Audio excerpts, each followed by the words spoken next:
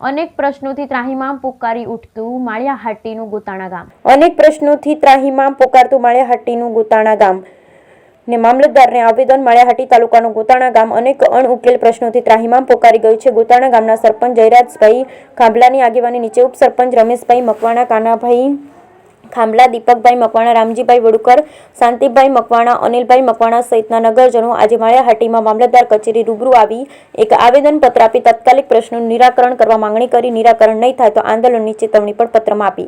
પત્રમાં જણાવ્યું કે પોતાના ગામમાં છેલ્લા 3 મહિનાથી નર્મદાનું પાણી અનિયમિત આવે છે. પૂરતા પ્રમાણમાં પાણી મળતું નથી, જેના કારણે પ્રજા ત્રાહિમામ પોકારે છે. નાણાં પંચમાં કરેલ બોરનું પાણી પણ પીવાલાયક નથી. ગ્રામજનોને પીવાનું પાણી આજુબાજુના ખેતરોમાંથી લઈ આવવામાં આવે છે. વીજળીના વાયરો પણ ઘણા સમયથી બદલાયા નથી. વીજળીના વાયરો અકસ્માતને નોતરે તેવા ભંગાર હાલતમાં છે. સ્મશાનમાં પણ પાણી નથી, જેના કારણે ગામ લોકોએ અગ્નિ સંસ્કાર કરવા માટે બાજુના ગળુ ગામે જવું પડે છે. તો સરકારે તાત્કાલિક ગામમાં કૂવો મંજૂર કરવા ગામ લોકોની માંગણી. પત્રના અંતમાં એવું પણ જણાવ્યું કે ટૂંક સમયમાં અમારી માંગણીનો ઉકેલ નહીં આવે તો ગામ લોકોએ આંદોલન કરવાની ફરજ પડશે. Bureau report Mahesh Kanabar, Maliyahati. આજરોજ સાહેબ આપણે જે માળિયા તાલુકામાં અમારા ગોતાણા ગામમાં જે સમસ્યા પાણીની છે એના માટે આજે અમે આવેદનપત્ર આપવા આવ્યો છે.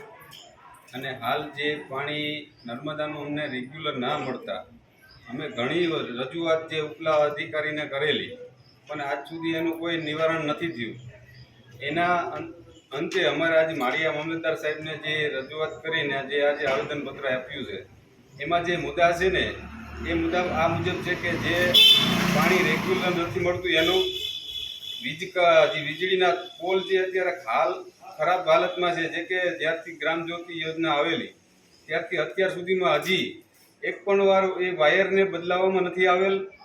અને જે અમારે વાડીના જે રસ્તા છે બાળકો અત્યારે અમારા ગોતાણા ગામની અંદર ટૂંકમાં વાડી વિસ્તારની અંદર રહેઠાણ વધારે છે અને એ રહેઠાણ વધારે એ છે બાળકોને પ્રાથમિક શાળાએ જવા આવવા માટેના જે પ્રશ્ન છે એ ચોમાસા દરમિયાન બહુ ગંભીર રીતે છે.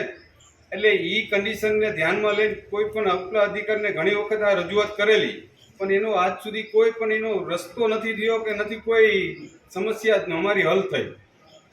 એટલે એ માટેનો આ મુદ્દો છે.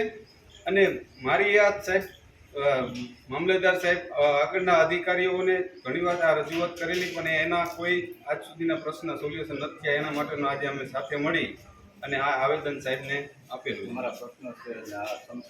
અને અમારા ગામમાં હાલમાં જ્યારે આજે કોરોનાની મહામારીના જે અમુક સમયે ત્યારે અમારે અમુક જે માણસોને જે તકલીફ થઈ એને જ્યારે આ અમારે કોઈ સ્મશાનની કોઈ એવી વ્યવસ્થા નથી કે જેને કોઈ એવું કાર્ય બને ત્યારે અમારે એને લઈ અને ટૂંકમાં બહારગામ એટલે ગળું લઈ જવા પડે છે.